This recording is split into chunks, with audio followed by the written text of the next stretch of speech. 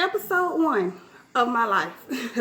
I'm actually going to sort out these books for my children while I speak. I figure it's probably going to be very rare that I have absolutely nothing to do but talk to this camera. So I might have to be doing stuff while I'm sharing my stories with you. So the first episode that y'all are going to witness is going to be about a little bit about my pregnancy. I decided I'm not going to go into a whole lot of describing all how miserable I was during my pregnancy, because really when I think back on it, I know that I had it a lot easier and better than a lot of women. I've heard horror stories and just me though, I'm just not one of those people that enjoyed being pregnant. It's probably the most miserable I ever been in my life. It was just like getting sick, like having the flu for about 7 months. Yeah. And on most days having to pretend like you didn't have the flu. That's what it was kind of like for me. But anyway, I hated everything and everybody too. But I will, look at me now. I will say this. Pregnancy gas, it don't even make no sense. Nobody ever, they tell you about morning sickness. That like morning sickness is the worst thing you can experience. Gas is the killer. I woke up, no, the first time I experienced, I had 3 episodes where gas almost took my life. The first one, I was at home, it was about, Hold on, baby. Give me one moment.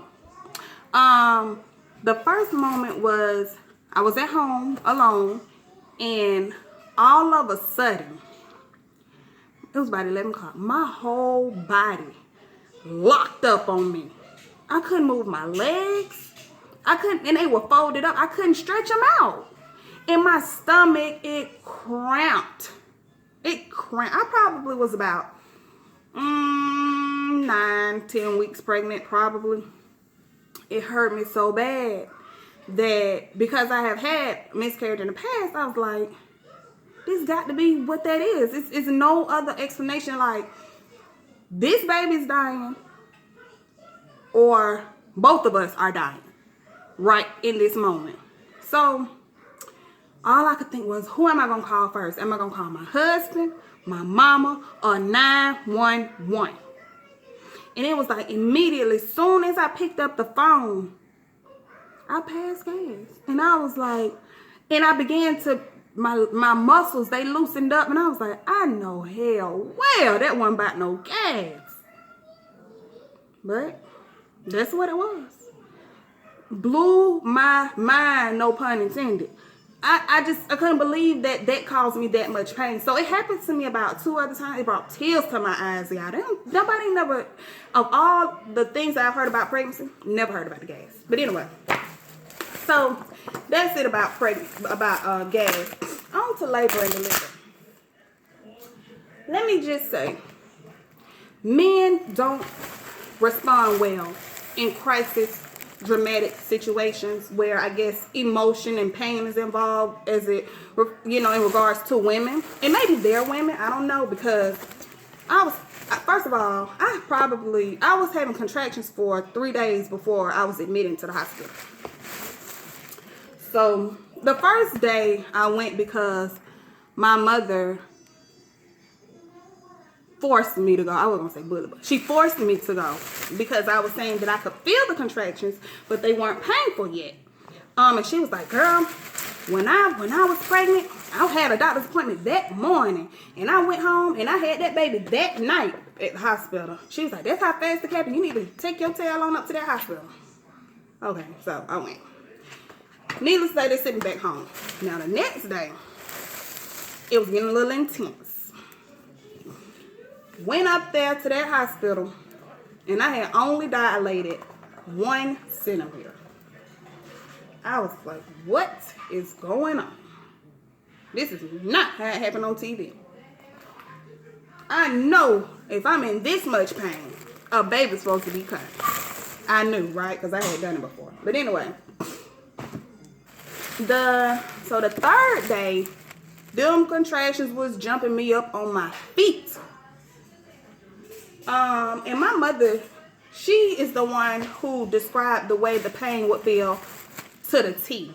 I heard people say cramp, it felt like real bad cramps, but it didn't feel like that for me. It felt like just what she said. Extreme, severe constipation. That's what it felt like. That's what it was. It was like having to have a bowel movement and knowing it's right there, but it's not moving. It's not moving. So, so my husband was off that night. So thankfully he was at home. I guess thankfully. Anyway, he was at home. And so I'm like, this is it. I gotta go to the hospital. And so I'm dressed and everything, and I'm sitting downstairs on the couch. And all of a sudden I hear, and I'm like, I'm having contractions. They about 3 minutes apart at this point. I'm like, I know hell well, them ain't no clippers.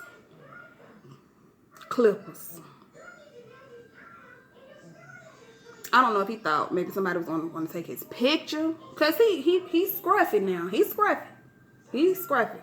But I was like, of all the things you could be doing right now,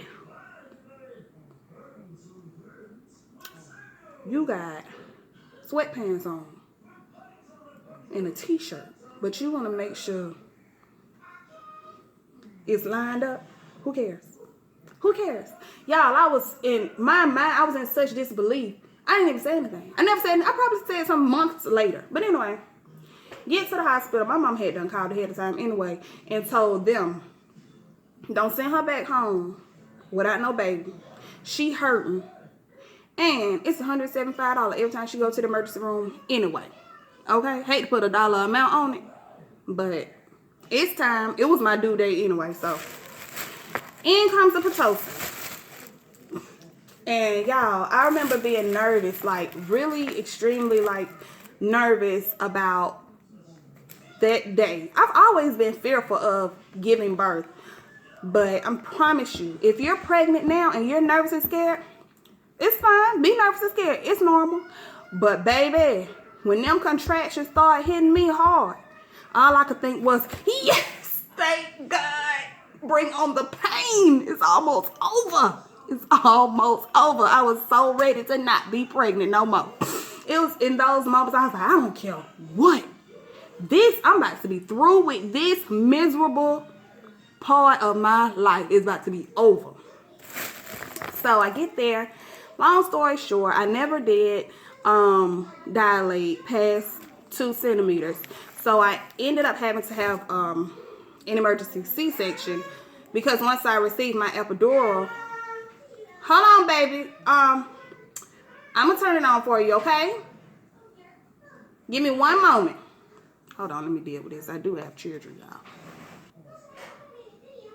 Okay, so I'm back. So like I said, they gave me the epidural, and I never was one of those people that was like, oh, I'm gonna be natural. I'm gonna have my baby natural, because I'm the type of person who's like, why?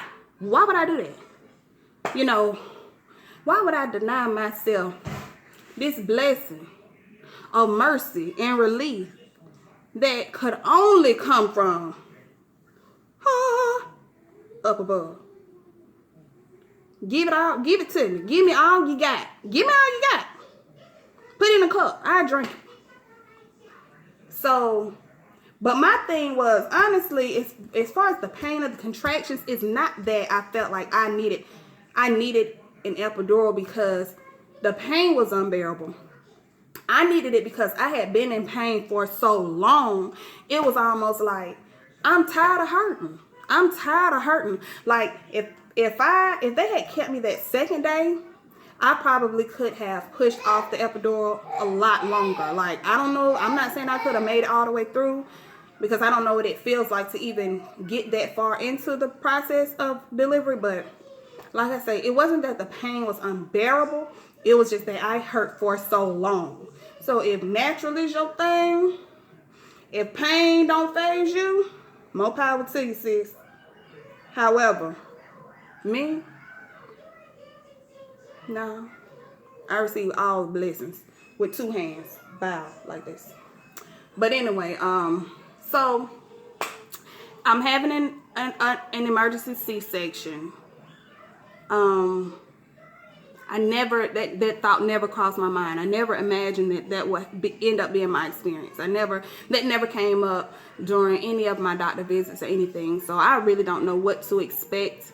That whole being numb from the rib cage down is something that I can't even describe how crazy that felt. So my heart just really goes out to anybody who don't have control over moving any part of their body. That my heart goes out to anybody like that. But anyway, so they pull that baby out of me, and he starts crying.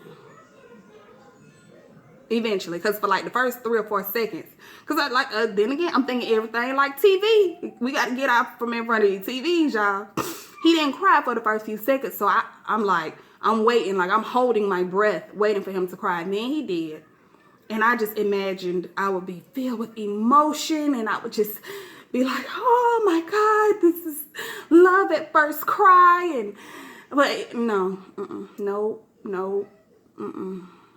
nah, it didn't happen for me. I didn't get that from that cry, you know. My first thought was, oh my God, that's him. That's who was just in my stomach for the last 9 months. That's him. He out now. Oh my God. That's what I was thinking. And then I was like, instantly, I went into survival mode. Like, oh my God. Now, it's like, chill, Keela, relax. Push all them emotions to the side. All this love and stuff, that's natural, that's going to come. Don't even worry about that. You got to take this baby home and not break it. That's what you got to do. That's what you got to focus on. You got to, whatever's going on in your heart, in your stomach and all that, baby, you got to swallow that. And you got to use your brain to make sure you don't take this baby home and break it. Okay? So, that's pretty much that in that moment, those first moments. Then finally they let me hold the baby. I had to tell the lady I planned on breastfeeding, because there wasn't nobody in the room but me, the baby, and a nurse. So I still, for the life of me, don't understand that, because like I say, I didn't really know. I had just been watching TV all my life, so what did I know? So, but when they gave me that baby, y'all, when I first saw him, okay, my first thought when I heard him was, oh my God, that's him. My second thought when I saw him was, he got an egg on his head. What is this? What is this about? Damn, my baby got an egg on his head. Whew. Calm down, Keela. The baby got an egg on his head.